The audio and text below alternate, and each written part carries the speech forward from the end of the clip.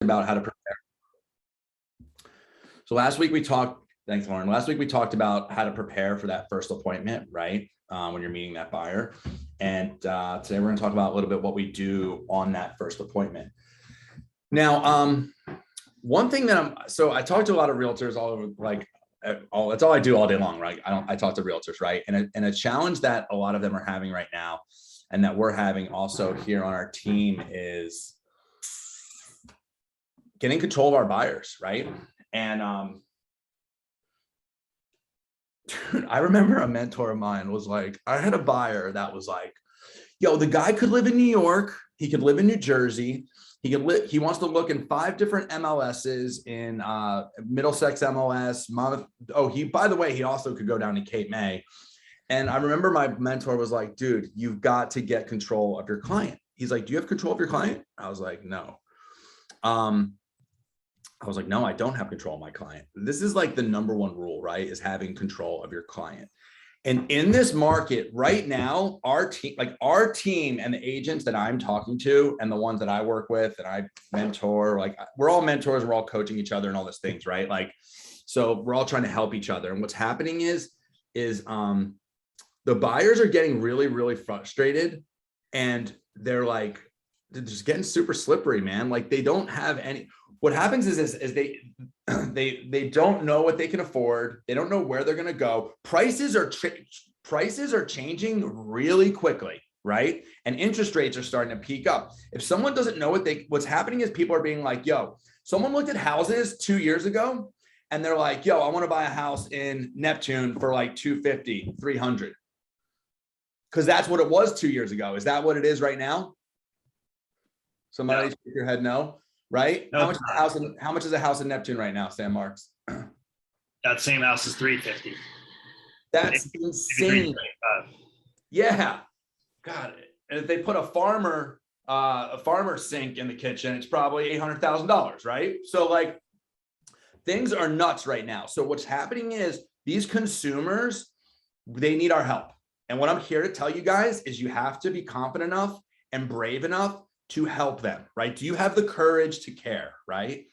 I do. I'm about to play a call I just took in. It was a Zillow call in. I answered it, right?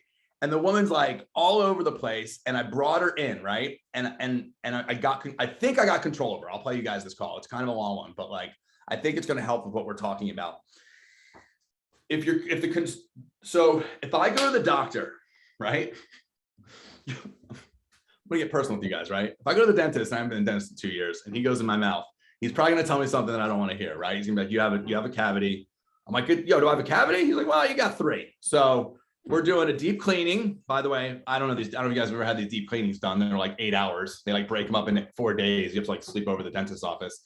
So like, he's like, we're doing a deep cleaning and we're gonna bang out 4 different cavities, right? Do I want to hear that? No. But do I need to hear it? Yeah, I don't know if I don't want my teeth falling out of my face, right? Yeah, I got to hear that, right? So like the dentist has got to tell me this, right? That's his job. And by the way, he has scripts. My dentist, holy shit, I always talk about this guy. He keeps a database. He follows up with it. He gives out gift cards when you refer people. It's amazing. I love this guy. He's making way more money because he's a dentist, but I'm like, dude, you should get into real estate. Like he's amazing. So what happened? He has a way of delivering this to me. You know, if I say, hey, you know what? I don't really want to do the deep cleaning, blah, blah, blah. He's like, no, dude, he has a way to explain this. So if the patient has cancer, we have to tell the patient they have cancer. If someone calls in on a $200,000 55 plus in Manchester, and they don't know that they were calling in on a 55 plus home and they want to buy a house for $250,000 in Toms River, can they do that? No, they can't. Should we like string them along and keep them in our database and talk to them and send? I love this phrase, send them stuff. Should we send them stuff? Because by the way, guys, the buyers that are doing deals, right? Buyer agents that are doing deals right now are not sending people stuff. By the way, people are getting sent stuff from Redfin, from Zillow, from Trulia. They're not opening your crappy MLS searches because they look like crap and they're antiquated, right? If you're using a Boomtown, a Sync, a Conversion, if you're with EXP, we're using Conversion, KB Core, right?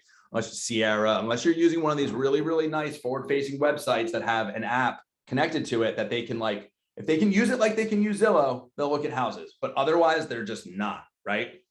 So before we get into like what to do at the showing appointment, which is awesome, by the way, which is cool, but you got to get control of your clients, right? And when you have a pipeline of people, I feel it's just as important to get them out of your pipeline, like peace, see you later. We're not a match, as it is to be like, yo, I got you out of the pipeline because you're on, like, dude, you ever have a follow-up where they're like, you know what? I don't know. It's gonna be like, I don't know, I died. I'm not buying a house. You're like, thank God. I don't have to call you again for another year. That's incredible. For a year, that's incredible. So what happens is you have to figure out if the people are buyers or not buyers, right? And the cool thing is, if they're a buyer in 6 months, we have follow-up programs. What I'm telling you guys is the people that are winning, like our guy, I keep going back to our guy, Luke, because he's working with a lot of buyers and we've been talking about buyers, but Luke, literally on our last training, Luke was outside of a house that was under contract. He's calling houses that are under contract that would be right for his people to see if the deal is going to fall apart or not. That's what he's doing, right? He's going into Mojo, RedX, whatever, and he's pulling all the expired, canceled, withdrawn houses from the last 3 years in the MLS. And he's like not calling the houses, he's like calling the realtors and saying, hey, do you guys have a relationship with that seller still? I know you guys had a house on the market like a year ago in River Plaza, Red Bank, man. My people are dying to get into River Plaza, Red Bank. Can you please ask your sellers if they are still a seller, right? And keep in mind, man, and I said this, there's not an inventory problem, people. There's a velocity problem. We have sold more houses. The numbers are out. We sold more houses last year than we have ever sold as realtors, right? If we're acting as colleagues, realtors, to sell the available inventory, we did it, you guys. We sold the most out, like we did it. We sold the most houses ever in the history of the United States in 2021. And it's the same for 2020. What I'm here to tell you guys is get control of your clients, figure out what they're looking for and find them what they're looking for and get relentless about it, right? Or else you're not going to win. By the time someone said something to me, someone in Orange County said to me, he's like, you know what? He was like, shit, man. He's like, once the house hits the market, it's like not, people think they're available. It's not available. Like once it's on the market, it's gone, you know, like usually, and we have people that, you know, whatever, I'm always like mentioning names, whatever, it doesn't matter. There's an agent that I really respect that I talk to, and that agent has it so dialed in that when they take a listing, they're selling everything on their own, right? Pretty much like she's got it figured out where she's like selling every house on her own, right? You work it as a coming soon, and then you have all these buyers call you and you meet all of them on Saturday and you do back-to-back showings, then you sell the house yourself, right? So a lot of these houses are just not available. So what I'm saying is get control of your clients. And then once you have control of them, then you can find them something. I'm going to play this call because I think it would be worth it. I just took this call. It's a Zillow call, and we'll talk about it. There's a person that called in, doesn't know what they want, right? And I'm doing my best to get control of them. And if I can't get control of them, I have to like abandon them. Does that make sense? Because if I have 3 people that are looking to buy a house, I have to do everything I possibly can to find that person a house. I got to get crazy with it. You'll learn, as our accountant would say, you have to get jiggy with it. All right, here's Hi there, Alex here. I'm connecting you to a local agent now. Local? Hi, this is Joe. Who am I speaking with? This is Elizabeth Bronzino.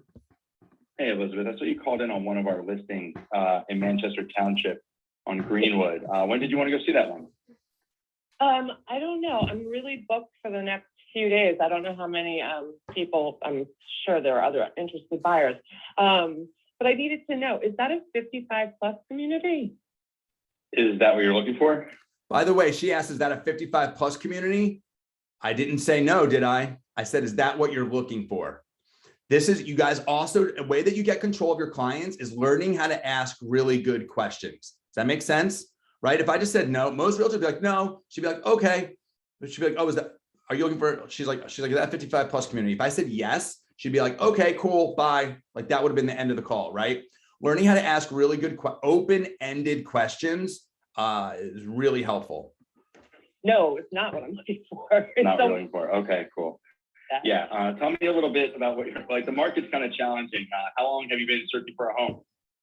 I haven't been because How long have you been searching for a home? A really good question is, what has your experience been like so far? She just said, I haven't been.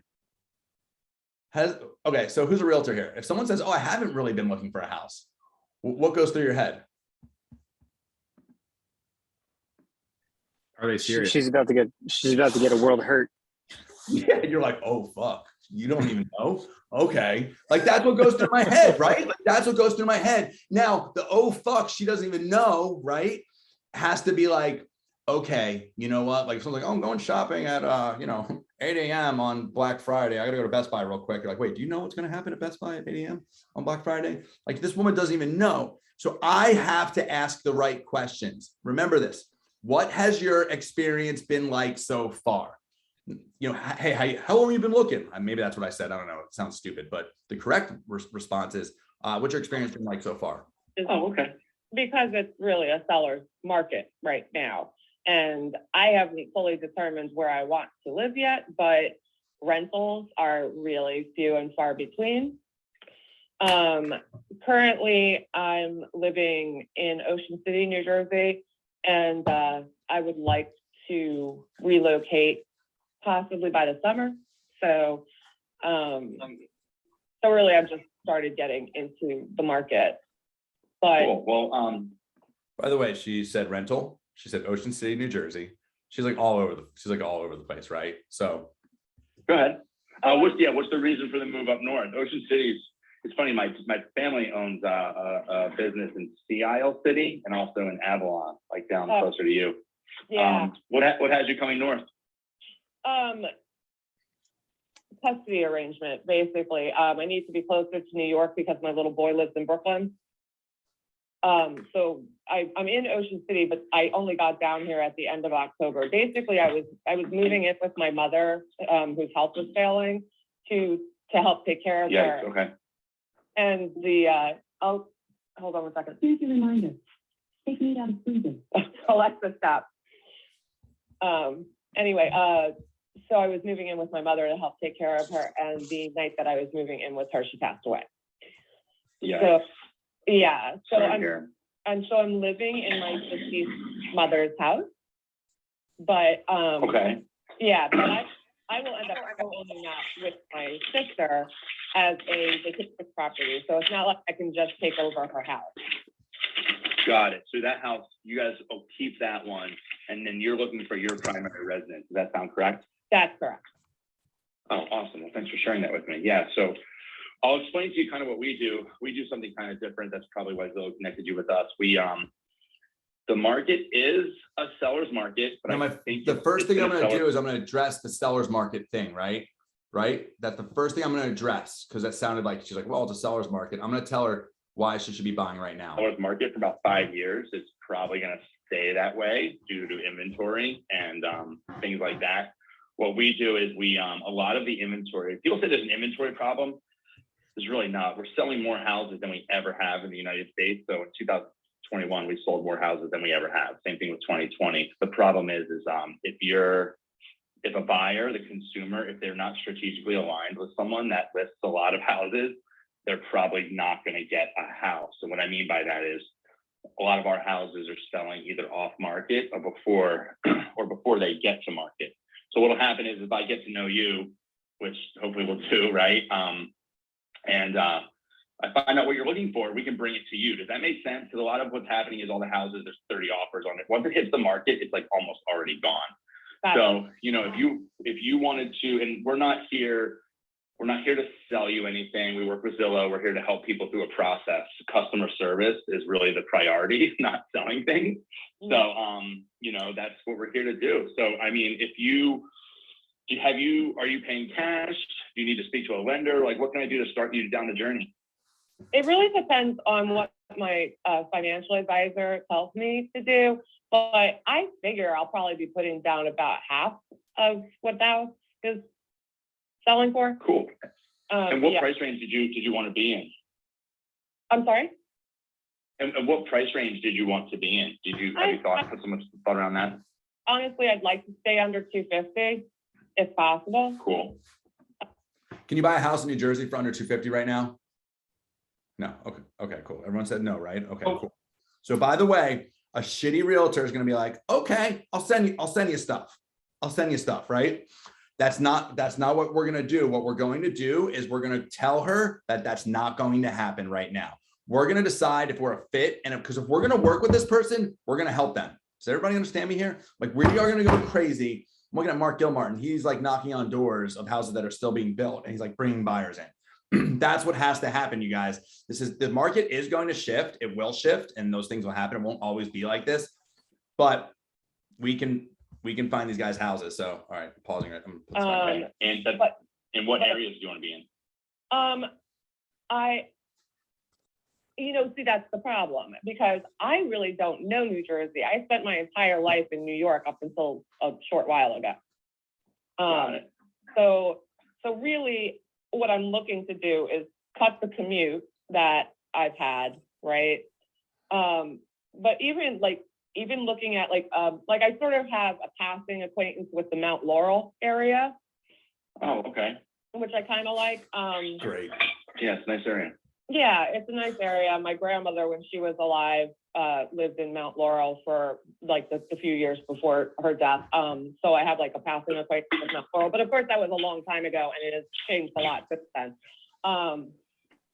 So there's that, but I'd also be willing, I was looking in the Toms River area, but then slightly west of that is the Manchester Township area. Again, Correct.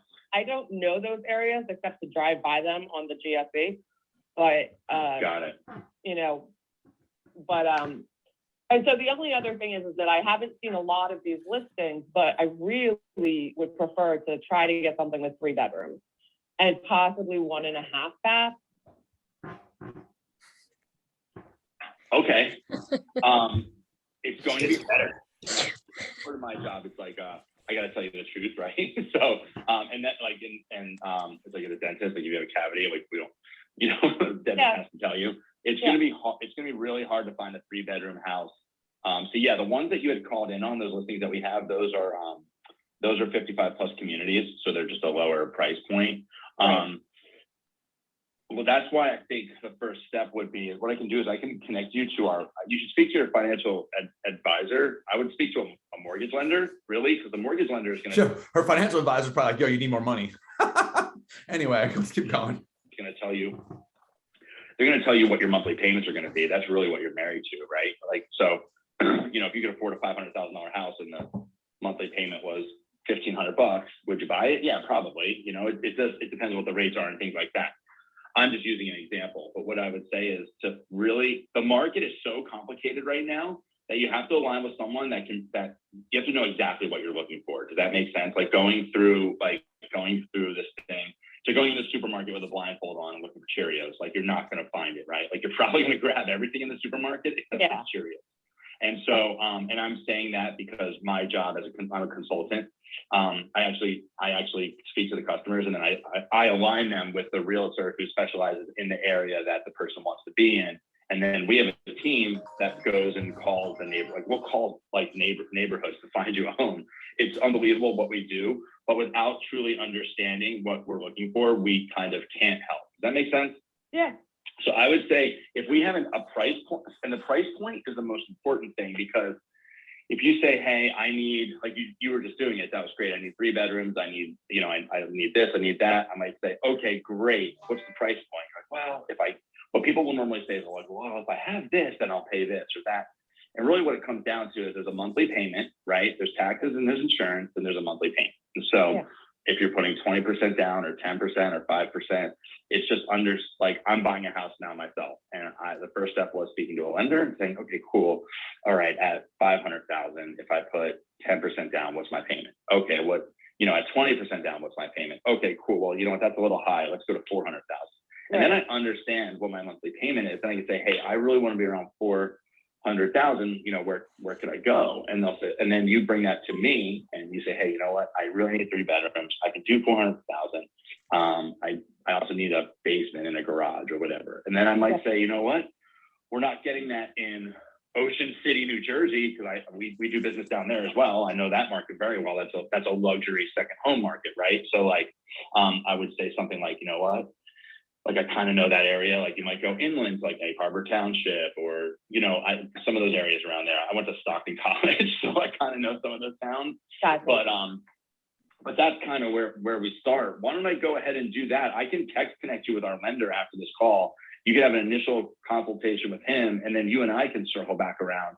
And then what we do is we basically build it's like the difference between buying like a suit off the rack or having a custom, like something custom made for you. And that's ultimately what you and I would do. And this process tends to take, you said you were thinking you like to be in by summer. You're probably starting at the right time, because the average buyer is, there's multiple offers on everything. The average buyer is losing 5 houses before they find one. That's like how serious the market is. So the more prepared we are, it's like, I don't want to say that, I don't want to compare it to war, but it's like, you're gonna have your gun cleaned and that's really what it looks like, and things like that. So if you're open to, these are all free consultations, and this is what we do with people that call it a Zillow. If that's something you'd like to get started with, we can start you immediately. And I would connect you with our lender. He would do a consultation with you. And then from there, you and I would circle back and really find out what that number is. And again, it's not the old school way of doing real estate. Was people would say, hey, how much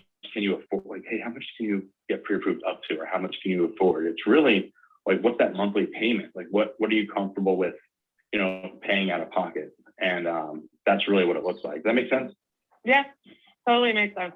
And in terms of me, it's like, for me, just to let you know, it's not that. All right, she's gonna tell me her life story again. But anyway, what happened was I said, there was a lot of rebuttals in there. Can I get a couple ahas from that? Because I know there's some gold in there. Did anybody hear anything that's gonna help them? Open-ended questions. So when she asked about the 55 community and what has your experience been for you? Thanks, Ethan. That's awesome. She I got the way realtors used to talk to people was they would be like, oh, hey, well, let's get you pre-approved to see what you can afford. That sounds shitty, man. Like, hey, let's help you understand your buying power, right? And what this really looks like is once we understand and I always tell people, like, you're married to the monthly payment, right? And this is true, whether you're going jumbo, conforming, like second home, the rates are just different and they're changing. And depending what it is, these are going to be different numbers. And what happens is what I said before, people, if someone looked a year ago, the price is different. If they looked 2 years, dude, the price of fish at Costco is different. Like, we have to tell these people, like, yo, this is what's happening. And we have to align with them. Does that make sense? And if people are like, if you're chasing after your client to a new MLS, or you're chasing after your client to a different thing, you do not have control of your client, and they probably don't respect you. I'm just saying, like, so what happens is get control of your people, figure out what they're looking for, and do it in their best interests. I'm going to stop right there. Was that valuable? Was that helpful, you guys? Yes, 100%. All your questions were clear and direct. I loved it. Awesome. So our goal here should get to get control of our clients and then just go find them something, because sending them things is not working, right? Waiting for houses to hit the market and then being the 30th person in line at the open house is not working, right? And once we really get a hold of someone, then we can do the Luke route, right? And get super strategic on just like finding the house, right? This is cool. By the way, the easy way to do this is just go get a bunch of listings, just in case anybody's wondering. The real easy way is just get a bunch of listings. Don't even worry about any of this bullshit. All right. So with that being said, cool. Now we're going to jump into, does anybody have any questions with that? Cool. Guess not. All right. Awesome. Thanks, guys. Thanks for the feedback.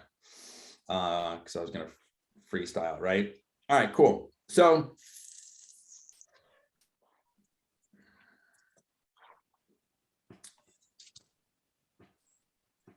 I'm just going to say this too. Here's another note I made about, like, I make notes about like what's going on, like the current events, like currently this week. Like, if there's nothing to show a buyer, just bring them to a house.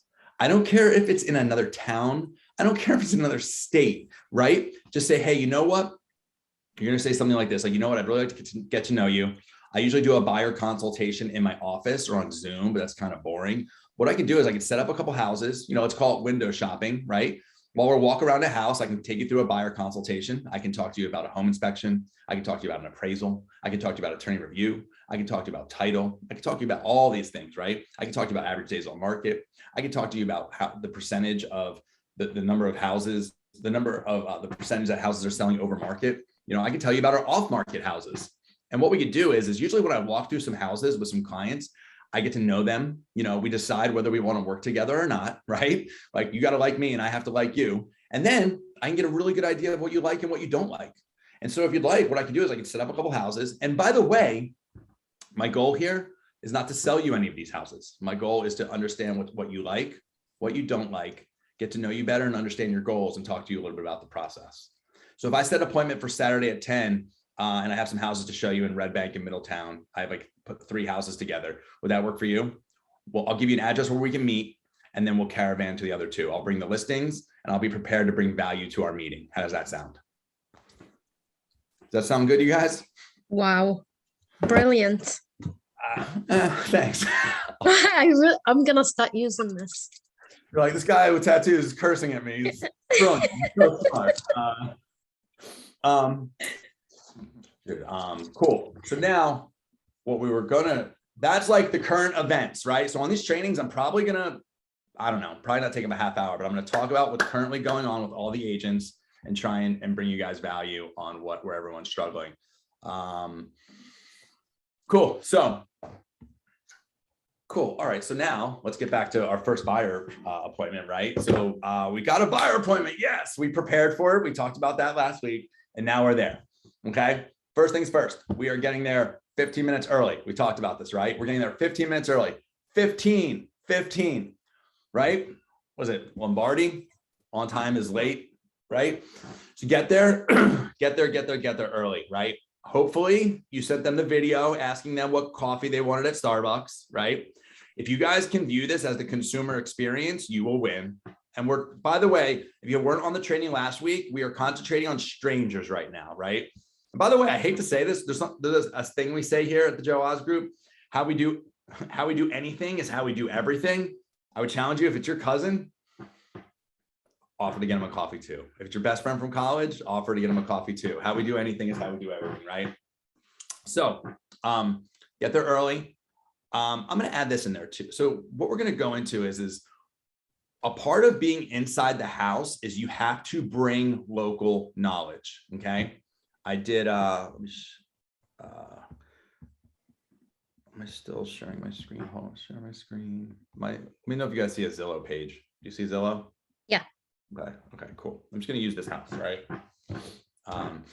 So I'm going to show this house later today, right? I'm going to show this house in the Wanamasa section of Ocean Township or whatever, right? So now what I'm going to do is I'm just going to know, even if I've never been here before, I'm going to learn something about this area, okay? If you don't know anything about this area, you'll be surprised what you can learn about an area by getting there 45 minutes early and driving around the neighborhood, right? You'd be shocked. I don't understand. When I was going on a listing appointment, I would drive past the house the day before. Like I would like be in the bushes, like doing this shit, right? Like, okay, like I would find out what's going on in the neighborhood. And you're like, oh, cool. Because you know what? If they mentioned the park down the street, you'd probably be like, oh yeah, it's a great park or whatever. So you want to, so 15 minutes early is like, just get there, have the house open, right?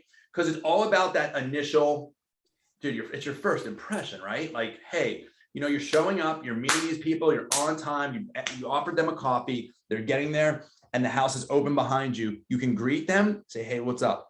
So the way that I do things is I kind of say, hey, if you don't know the area at all, drive around it, see, I don't know, figure something out, right? I don't really know.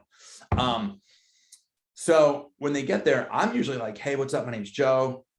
By the way, the script that you guys just heard, write it down, tattooed on your face, whatever. It's one that I've kept forever. I'm not here to sell you anything. I'm here to help you through a process. Holy crap. When that was said to me, and it made me feel like calm, right? And so when they show up, that's exactly what would come out of my mouth. Like, hey guys, you know what? I'm so happy to see you guys. By the way, I know it's the first time we're meeting. And I interrogate reality. I say, hey, the way this works is this. I'm going to show you guys this house. I'm going to show you guys this house. I'm going to tell you a little bit about the real estate market. a little bit about me and my team. I'm going to ask you what you liked about this house and tell you some things that you might not know about this property. And we're going to go from there. The cool thing is at the end of this report, oh, by the way, I brought 2 other properties in the area for us to go and look at. I'll show you those at the end of our meeting. If you want to go check those out, we can. And by the way, you know, I'm not here, just so you guys know, I'm not here to sell you anything. Zillow connected you because we list a lot of houses in the area. And in this market, a lot of houses are selling before they even hit the market. So we have access to a lot of inventory. And at the end of this meeting, my goal here is to provide value to you guys, not just open a door. At the end of this meeting, I'm going to ask you if you're comfortable working together moving forward. And, you know, if you like me and I like you, maybe we'll decide to work together. But for right now, what we're going to do is I've opened up the house. The house is totally open. Here's your chai latte, whatever. Enjoy the showing. What I'm going to do is I'm going to tell you what I just told you what I am going to do. Now I'm going to tell you what I'm not going to do. I had to stop watching HGTV probably 5 years ago because it's a little corny. What I'm not going to do is I'm not going to say, this is the kitchen. Oh, by the way, this is the master bathroom. Oh, this is where the magic happens. I'm not going to do that. This is your house right now. We've asked the sellers to walk out. So this is your time. I want you to feel comfortable. I'm going to go wait in the kitchen right by the kitchen sink. And then when you come back, then the next step is after you viewed the property and I didn't follow you around like a stalker, I'm going to ask you to rate the property. This usually helps us either understand if this is the house for you or if we should help you find something else. We're going to rate it 1, 2, 3. 1 is I hate this house. Let's run away as far as we can. We'll never see it ever again. Burn it down. Number 2 is I like it, but, and then we're going to talk about the but. And number 3 is we love it. We need it. We need to go right now to Starbucks and sit down and write up an offer and do whatever we can to get this house. And then and that's about it. So have fun and take a look at the property. And then you go in the kitchen, okay? And you just hang out, right? You know, do not do this.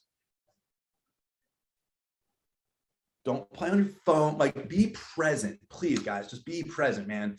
At my house, we don't have screens at the table when we eat, right? We like one of those rules, like this is the time when we don't stare at our screens. I know it's very addicting and you want to look at Instagram or whatever. And I know all of our lives are super, super, super important, but for whatever, for 20 minutes, just make it about them, right?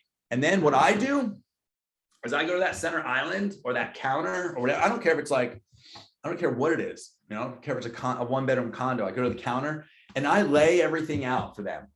What we talked about last week, I lay out the tax card. I'm like, tax card, the listing of the house that we're in, the listings of the 3 other houses that I pulled, whether they're in another state or not, I'm still offering, right? I'm coming from contribution, right? I'm going to put these other listings I'm going to have, maybe one day we'll have our buyer guide, right? Like your buyer guide, like all these things, right? And you have everything just sitting there. And then you just standing there like this, like kind of like just waiting, right? I don't know, like the guy at the airport that's there to pick you up, right? Just waiting there, just waiting with your hand, just whenever I'm misbehaving, my wife says hands in your lap, put your hands in your lap, stand there, and then just hang out. And then when they come back, be like, hey guys, what'd you think? Cool, well, I mentioned we were gonna rate the house 1, 2, or 3. I'm gonna remind you, number 1 is we hate this house, let's leave right now. We hope it burns to the ground. Number 2 is we like it, but, and that but can be the price. It could be the bedrooms. It could be the stinky smell in the basement. It could be any of these things, right? And third is we need to stop what we're doing and do whatever it takes to get our offer accepted on this house right now. What do we need to do? Where are you guys rating this thing? What are most people going to rate the house, you guys? 7.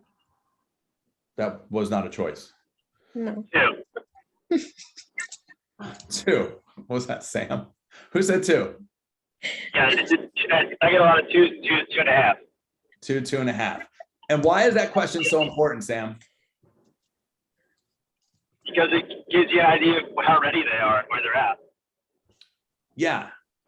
And it gives you an opportunity to build a relationship, right? Yeah, absolutely. Cool. Especially if it's like a 1, like, cool, I hate this house too. Let's move on. Yeah. Let's go. Yeah. Thanks, Sam. And the way I did it in the beginning, like everyone was like laughing, like that was my style, right? Like I like to have fun with it. I like to be a goofball. I was a class clown in high school, right? Believe it or not, right? And so like I just like to have fun with it and be goofy. That was my voice, right? You have to find your voice, whatever that looks like. Where a lot of people, where most agents fail. So let's talk about the funnel, right? The buyer funnel. Okay. We talk about this a lot in our organization. The buyer funnel goes like this. Top of funnel is brand new. Then we go down the funnel, and the next part is what? Talk to client. Then it's set appointment. Then it's met client. Then it's showing homes. What comes after showing homes? Making an Submitting offer. offers. Writing offers, right? This is where a lot of us are stuck, showing homes. And what's next after showing homes? Writing offers. That question number 2, I don't care. This is like sales 101, right? Getting people down the funnel. You have to get to the next step. The next step's writing offers. I'm not saying get offer. That's the one after that is offer accepted. I'm just saying start writing. You guys got to start writing. That question number 2 opens the door for a conversation about writing. Okay. We have agents that are writing on the first showing. Hey, I really, really like this house, but we didn't want to spend $500,000. Cool. What number would you guys be a buyer on this one? 450. Cool. Well, guess what? I told you my job isn't to sell you anything. My job is to help you through a process. And you know what? Anything can happen in real estate. I've seen it. Why don't we just go ahead and write this thing up at 450 and submit it and see what happens? I just told you guys, I told that buyer on Zillow that right now on average, the average buyer is losing 5 houses before they purchase. Do you guys, who here believes that stat? I do. Good. Yeah, Okay. definitely. So I have your buy-in, right? Do you think we should get one of those out of the way as fast as possible? Yes. Yeah, I do too. So, hey, you know what, guys? And maybe tell them, this is from the National Association of Realtors, you guys. This isn't like Joe, I was making this up this morning. Like, hey, this is the language of real estate, right? Knowing your numbers. Hey, guys, hey, you know what? The average by the way, guys, we should get it. We should get used to doing. Do you think the person that's going to buy a house should get used to writing offers and feel comfortable doing it if they have to write 5 to get a house? I feel like they get better at offering after losing 4 homes. Yes. Oh yeah. Yep. Say that again. Yep. Sarah, was that you? Uh, Say that again. I said their numbers get a lot better after they lose 4 offers. They start to offer a lot better and more respectful. Hell yeah. You guys ever go on vacation somewhere and then go there again the first time you go to New York, you're gonna be like Times Square, Central Park. The next time you might go down into Soho and visit like a really cool, weird Italian restaurant, or, you know, like they say, like, you know, like what, you guys know where I'm going with this, right? Once they're in it and they start writing offers, they start learning the process, you guys. They start losing, and then reality sets in, and then they get real with the offers that they're writing. Does that make sense? And then their price points start to change. Well, shit, hey guys, we lost that one. We went at 450, and you know what? I really went for it. I presented your offer. I made you guys look awesome. I submitted the pre-approval. I even had the mortgage lender call in. I did this, and this. We lost it. But guess what, Mike and Mary? That $500,000 house, guess what it sold for? I don't know, Joe, what? 550.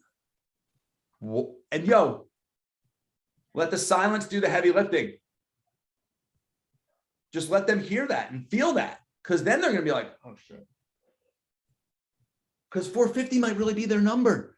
And should they be looking at $500,000 houses? No, they should be looking at 400.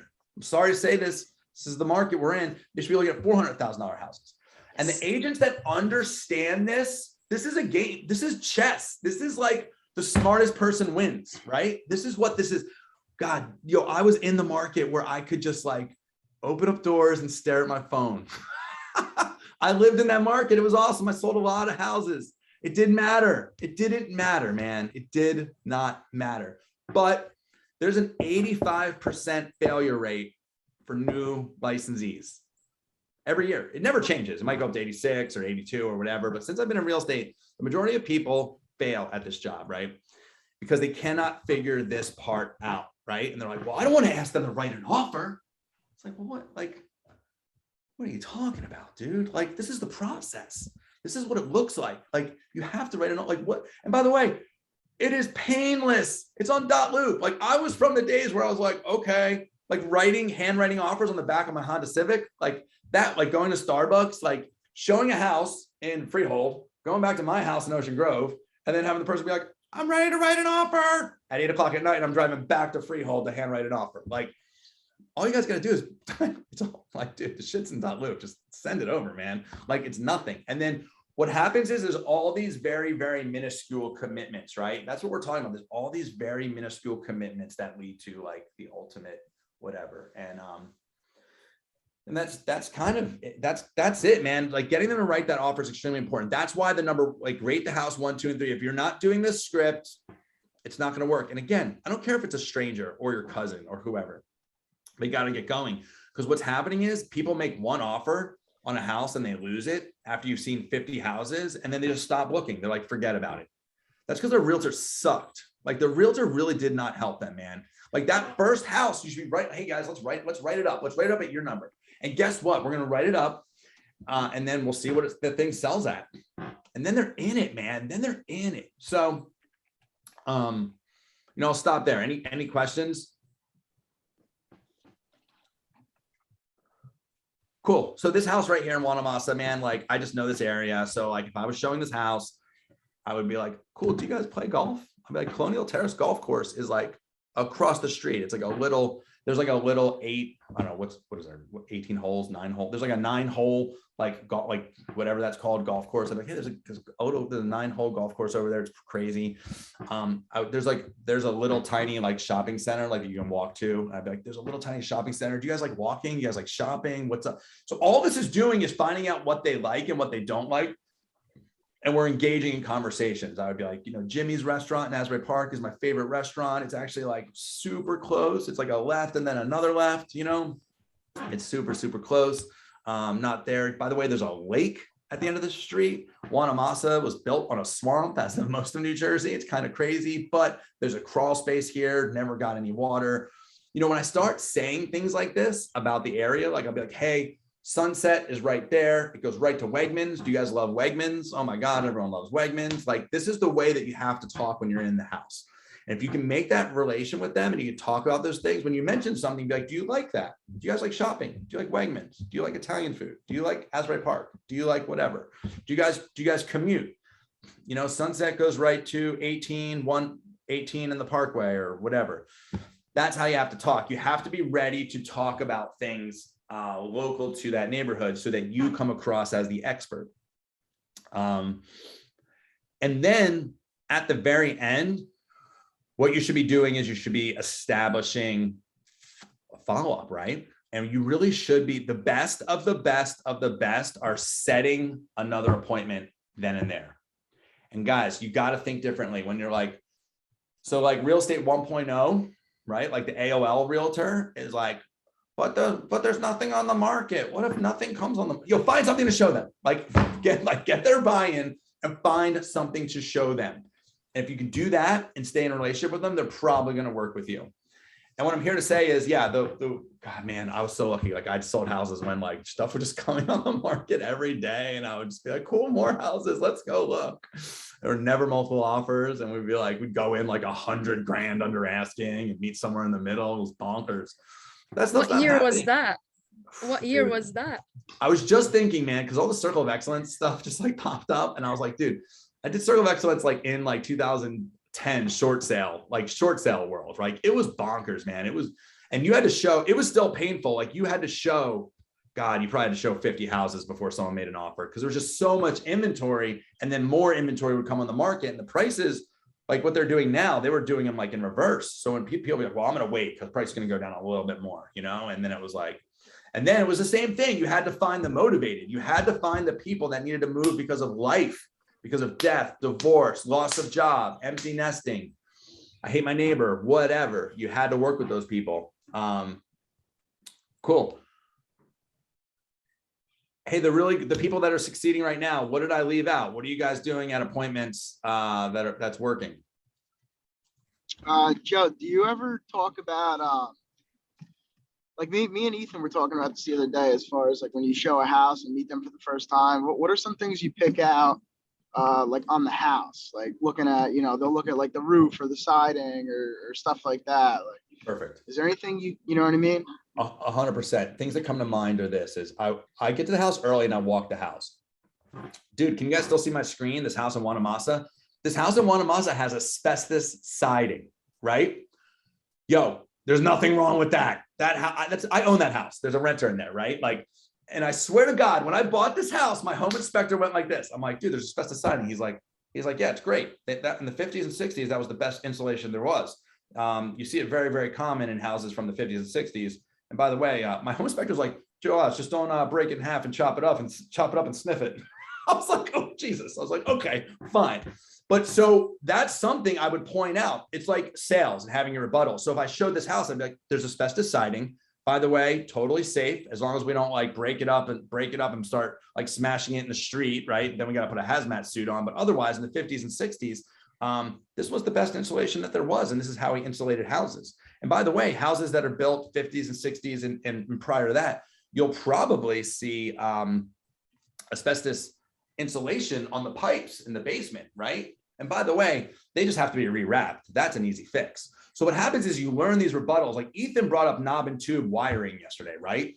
Like you guys got to remember, like you are showing houses that were built a long time ago, right? And the knob and tube, by the way, Ethan, this is very helpful. Knob and tube, like electric, like the rebuttal is this, like wherever you are, by the way, if you see knob and tube, if you walked out of that house and looked around, all those other houses either have it or used to have it, right? And a house that has knob and tube was probably built in like 1930. And guess what? You'd be like, well, knob and tube, well, it hasn't burned down yet. That's like something I would say. I mean, well, it hasn't burned down yet because the home inspector's like, knob and tube, it's going to burn down tomorrow. And you're like, well, it's been here for almost 100 years, hasn't burned down. And by the way, it's a quick fix. We pigtail it, things like that. We can get an estimate. And depending on the size of the house, like I try to look at stuff like that, that's going to be a rebuttal, like a roof. Like I'll look at a roof and what'll happen is, you ever see like when a tree is hanging over a house and it's like stained from algae? A buyer will be like, oh, it needs a new roof. And you're like, no, maybe a power wash. Be careful with power washing a roof, you'll kill the shingles. But like, no, it's just algae, it just needs to be cleaned, right? If you see a roof, the way you can tell if the roof is old is the shingles are like shrunk. Like if you could put your finger in between shingles, like if they're not overlapping, that means the sun and the elements have like shrunk the shingles. Does it ring a bell to anybody? Like you could tell when they're older, you'd be like, oh, well, the roof looks like the roof's kind of old, might need to be replaced. And then I put numbers on this stuff. I'll be like, a roof like that might be like 10 grand, 12 grand. Because then you start managing expectations. Because a buyer will be like, oh, it needs a new roof. That's 30 grand. And you're like, a roof where? Like a roof made out of gold at Elon Musk's house? Like, dude, relax, like it's fun. Everyone's like, well, every buyer thinks every house needs $100,000. You ever notice that? Well, it needs 100 grand. So when I walk up, I look at that stuff. I look at the basement. I look at what's underneath the house. What's the house built on? Is it a basement? Is it a crawl space? Is it a slab? I like to be able to talk about those things because that's important to people, right? I like to know about like flood elevation. Like I know I have my flood elevation stuff like on my phone, right? Like I know which houses are in the flood elevation zones, which aren't. I can talk to all those things. Is that helpful, Luke? Is that the kind of stuff that you're talking about? Yeah, no, definitely. That's helpful. Yep. And then like windows, another one. Like you can go look at the windows, man. Like Sam, remember when Sam and I walked the house when last time I was in Jersey, and like the front porch had the original windows. They were like single pane original window, and then all the other ones were replaced. And it's like, you can point that out to your buyer, like, because like your buyer will find the one room that has old windows and be like, look at those windows. And again, you'll be like, well, people will be like, Joe, what do you think of those windows? I'll be like, well, looks like they've kept the element there. I'm sure they'll keep the elements out, like they're not double paned. And I don't know how much you notice on your utility bill, but those are the things that I really look out for, man. I look for window, and that as an investor, as like a real estate investor, that's, Sam can probably chime in. Like, that's what we look at. We look at windows, we look at the roof, we look at the siding. And that's kind of, we look at if there's wood floors underneath, that's the number one thing you should be looking at. Because a house is built in the 50s or 60s and there's carpet over it, there's probably wood underneath. And that's massive, right? No. This house that we're looking at had wood underneath. The crawl space in the slab, because I've gotten that one too. And I don't really know why they're talking about it so much. Say that, well, so it's just what the house is built on. So a crawl space, you probably just want to, like, maybe you're going to have your home inspector go underneath. Like this house that we're looking at, like the crawl space, God, it's so funny. I remember the crawl space had, my home inspector came out, said there was mold. He said it was going to be about 10 grand.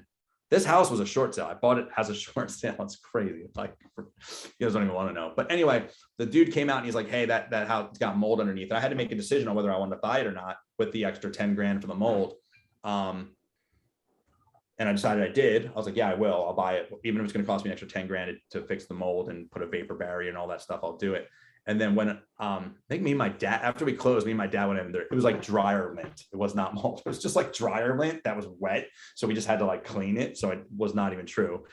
I did not use that home inspector again, by the way. But yeah, it's just knowing what the difference is, right? So the house either has a basement, it's on a crawl space, which is usually a house that's built on like sandy soil or by the shore or something like that, just to get like circulation and air. And then the slab is it's just a big piece of concrete that they put the house on. I have a question, just segueing back into that investor conversation. What are the other things that you might want to focus on when showing properties to investors, such as like their ROIs or anything else in regards to the property? I'll jump in. I think I know what I look for, and what most people are going to look for is that they're going to care about like big ticket, like called Capex, capital expenditures. So they're looking, like Joe already mentioned, the roof, that sort of stuff, like things that are going to cost them, an investor, a lot of money at the outset. It's going to change what their investment looks like, what their return on investment is, their cash on cash return. So like things like does the water heater need to be replaced? Is the furnace rusted out completely? Like if it works, great. It might work for another 10 years, but they're going to plan for that over the next 10 years. Like want to save for it. It's going to go. Something about water heaters, everyone thinks that's a big ticket item too. Water heater like $700. You probably install it yourself, so that's probably like $1,200 maybe, but it's not like people think HVAC. It's not that huge of a deal. And then I always want to know about heat source. Like, is it electric baseboard or is it forced hot air? That's just a big one for me. That's going to change your monthly utilities and all that sort of stuff. Is that helpful? Yeah, thank you. Cool. What other questions do you guys have? Well, I want to respect your time. We've got like 4 minutes left. I'd love any last questions or an aha, 1 or 2 ahas from this training. I have a question because I'm dealing with it right now. So we talked about like getting our offers accepted, things like that. I'm struggling, and I already reached out and asked Sam a little opinion because he's listing. Anyone doing anything strong with an FHA loan buyer? Because I'm also talking to listing agents who are saying, yeah, I have a few offers on the table, but one's FHA. So like they throw it out immediately. Just asking for a friend. You have someone right now? I do. Is it like one of your friends? No, Okay. but I just feel like I'm throwing spaghetti on a wall and seeing what's sticking. And it's just sort of like going in the garbage. Jill, you got to find them something off market where there's no competition. I swear to God, if this isn't what you guys want to hear, this is what you need to hear. So like, we have to make it, we have to like Jill, you and I met yesterday. Remember whatever, Jill, you and I will connect on this, but we have to like, what I'm learning from the people that are succeeding and I met with 700 Zillow Flex groups last week. And what we're learning is that people are just getting super, super gritty and finding homes. That's it. That's really the answer. You need a non-competitive situation. Joe, Yes. can I ask Joe a question? Yeah, of course. Do your people have money? The FHA? I wish they had more. Yeah, they don't have enough, quite frankly. We're having some hard okay. conversations. Yeah. One way to get an FHA offer accepted is to put a big down payment. Yeah, they don't. That's the other downfall. I don't think they're ready right now. It's just, yeah, hard conversations. Thank Yeah, you. it's not as hard as taking around a buyer who's not actually qualified for the market that they're in to buy a house. You know, like this is the conversation that I'm hearing a lot. Like, hey, how do I get this guy who wants to buy on the Massachusetts River for $700,000? There's nothing available under $1 million. how do I get my FHA buyer to stand out? What's the creative thing to do when somebody doesn't have any money and they're FHA buyers and they can't waive appraisals and they're just getting beat on 10 offers, 15 offers, 20 offers? Maybe you could find them a house off market. That's the only way to maybe get them in there. The other answer is have a conversation with them and save both of you guys the time. At the end of the day, keep them in mind or go prospect for the house. But at the end of the day, like the reality that's happening right now is people are getting priced out of the market. They may not be buyers in this market. And the sooner everybody realizes that, the healthier everybody's going to be.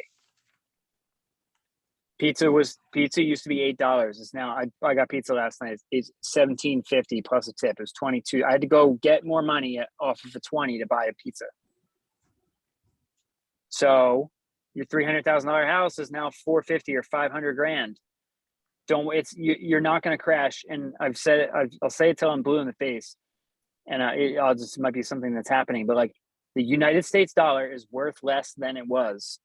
Yep. In addition to the houses increasing in value, there is a factor where even if the interest rates go up or whatever, like there's just more money, more people have the stuff and people are getting priced out, supply and demand. There is a factor there that's a little bit hard and people are I don't think you're going to find another $250,000 house in Neptune. I think the odds of that happening are just so low that it's not really worth talking about. And if people are waiting for that, and that's really all they're waiting for, then let them wait by themselves instead of taking up your Saturday afternoon doing it. Because it is not happening.